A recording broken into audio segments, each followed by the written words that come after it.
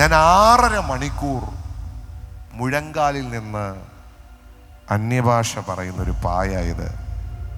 Pastor ഇതൊന്ന് കൈവച്ച് അനുഗ്രഹിക്കണം.